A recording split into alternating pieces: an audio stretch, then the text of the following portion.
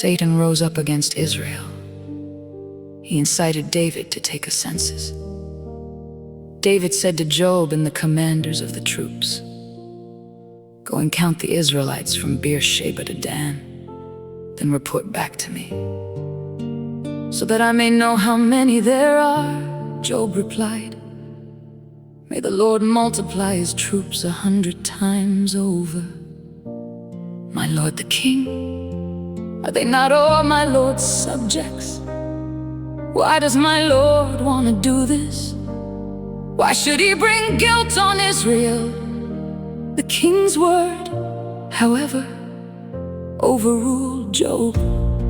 So Job left and went throughout Israel, and then came back to Jerusalem. Job reported the number of the fighting men to David. In all Israel, there were 1,100,000 men who could handle a sword, including 470,000 in Judah. But Job did not include Levi and Benjamin in the numbering, because the king's command was repulsive to him. This command was also evil in the sight of God, so he punished Israel. Then David said to God, "I have sinned greatly by doing this. Now I beg you, take away the guilt of your servant. I have done a very foolish thing." The Lord said to Gad, David's seer, "Go and tell David, this is what the Lord says. I am giving you 3 options. Choose one of them for me to carry out against you." So Gad went to David and said to him, "This is what the Lord says. Take your choice. 3 years of famine, 3 months of being swept away before your enemies, with their swords overtaking you, or 3 days of the sword of the Lord, days of plague in the land, with the angel of the Lord ravaging every part of Israel. Now then, decide how I should answer the one who sent me."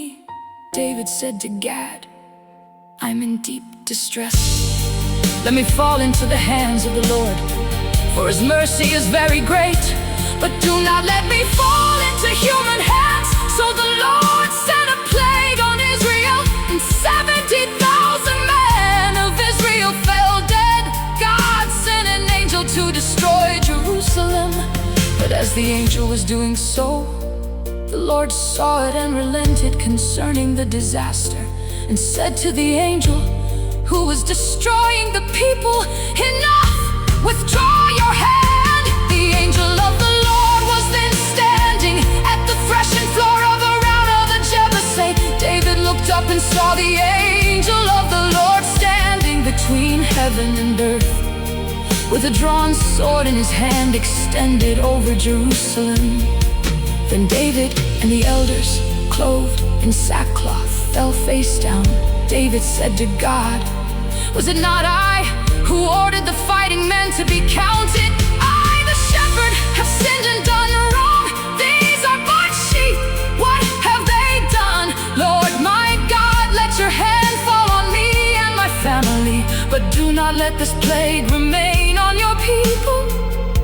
Then the angel of the Lord ordered Gad to tell David to go up and build an altar to the Lord on the threshing floor of Araunah the Jebusite.